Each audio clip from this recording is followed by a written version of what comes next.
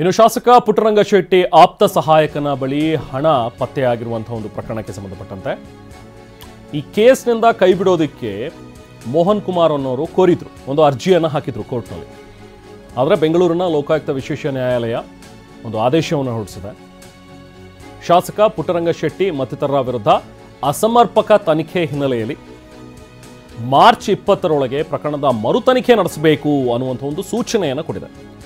Reinvestigation ಆಗಬೇಕು ಇದರಲ್ಲಿ ಅಂತ ಲೋಕಾಯುಕ್ತ ಪೊಲೀಸರಿಗೆ ಕೋರ್ಟ್ ಕೊಟ್ಟಿರುವಂತಹ ನಿರ್ದೇಶನ. 2019ರಲ್ಲಿ ಪುಟ್ಟರಂಗ ಶೆಟ್ಟಿ PA ಮೋಹನ್ ಕುಮಾರ್ ಅವರ ಬಳಿ ಒಂದಷ್ಟು ಹಣ ಪತ್ತೆಯಾಗಿತ್ತು. ಸುಮಾರು 25,76,000 ರೂಪಾಯಿ ಹಣ ಪತ್ತೆಯಾಗಿತ್ತು. ಈ ಹಿನ್ನೆಲೆಯಲ್ಲಿ ಕೇಸ್ ಕೂಡ ದಾಖಲಾಗಿತ್ತು. ಲೋಕಾಯುಕ್ತರಿಂದ ಮೋಹನ್ ಕುಮಾರ್ ವಿರುದ್ಧ ಚಾರ್ಜ್ ಶೀಟ್ ರೆಡಿ ಮಾಡಿದ್ರು. ಉಳಿದವರನ್ನ ಪ್ರಕರಣದಿಂದ ಕೈಬಿಟ್ಟಿದ್ರು ಲೋಕಾಯುಕ್ತ ಪೊಲೀಸರು. ಸೊ ಅದನ್ನು ಪ್ರಶ್ನಿಸಿ ಮೋಹನ್ ಕುಮಾರ್ ಅವರು ಅರ್ಜಿಯನ್ನು ಹಾಕಿದ್ರು ಲೋಕಾಯುಕ್ತ ವಿಶೇಷ ನ್ಯಾಯಾಲಯದಲ್ಲಿ. ಈಗ ಲೋಕಾಯುಕ್ತ ವಿಶೇಷ ನ್ಯಾಯಾಲಯ ಲೋಕಾಯುಕ್ತ ಪೊಲೀಸರಿಗೆ ಡೈರೆಕ್ಷನ್ ಕೊಟ್ಟಿದೆ. ಈ ಇನ್ವೆಸ್ಟಿಗೇಷನ್ ಪ್ರಾಪರ್ ಆಗಿ ನಡೆದಿಲ್ಲ, ಸೊ ರೀಇನ್ವೆಸ್ಟಿಗೇಟ್ ಮಾಡಿ, ಮರು ತನಿಖೆಯನ್ನು ಮಾಡಿ ಅನ್ನುವಂಥದ್ರ ಬಗ್ಗೆ ಹೇಳಿದೆ.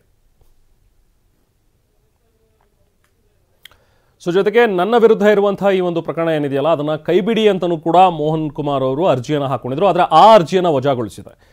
ಅಂದರೆ ಇವರು ಪ್ರಕರಣದಿಂದ ಕೈ ಬಿಡೋದಕ್ಕೆ ಹಾಕಿಕೊಂಡಿದ್ದಂಥ ಒಂದು ಅರ್ಜಿಯನ್ನು ವಜಾಗೊಳಿಸಿ, ಬಟ್ ಮಾರ್ಚ್ 20ರೊಳಗೆ ಪ್ರಕರಣದ ಮರು ತನಿಖೆಯನ್ನು ಮಾಡಿ ಅನ್ನುವಂಥದ್ರ ಬಗ್ಗೆ ಲೋಕಾಯುಕ್ತ ಪೊಲೀಸರಿಗೆ ಡೈರೆಕ್ಷನ್ಸನ್ನು ಕೊಟ್ಟಿದೆ. ಹೆಚ್ಚಿನ ಮಾಹಿತಿ ನಾವು ಪ್ರತಿನಿಧಿ ರಮೇಶ್ ನೀಡ್ತಾರೆ. ರಮೇಶ್, ಈ ಪ್ರಕರಣದಲ್ಲಿ ಇವತ್ತು ಏನು ಪ್ರೊಸೀಡಿಂಗ್ಸ್ ಆಗಿದೆ? ಬಹುಶಃ ಅವರು ನನ್ನ ಹೆಸರನ್ನೇ ಕೈ ಬಿಡಬೇಕು ಅನ್ನುವಂಥದ್ದು ಈಗ ಸದ್ಯಕ್ಕೆ ಊರ್ಜಿತಗೊಳಿಸಿಲ್ಲ, ಅದನ್ನು ವಜಾಗೊಳಿಸಿದೆ.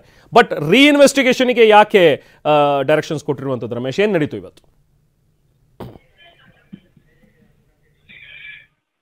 ಹಲೋ ರಮೇಶ್, ರೀಇನ್ವೆಸ್ಟಿಗೇಷನ್ಗೆ ಈಗ ಕೋರ್ಟ್ ನಿರ್ದೇಶನವನ್ನು ಕೊಟ್ಟಿರುವಂತಹ ಒಂದು ವಿಚಾರ, ಏನು ಅಪ್ಡೇಟ್ಸ್ ಇದೆ ಇದ್ರ ಬಗ್ಗೆ? ಯಾಕೆ, ಯಾವ ಗ್ರೌಂಡ್ಸ್ ಮೇಲೆ ಮತ್ತೆ ರೀಇನ್ವೆಸ್ಟಿಗೇಷನ್ಗೆ ಇದು ಆರ್ಡರ್ ಪಾಸ್ ಆಗಿದೆ?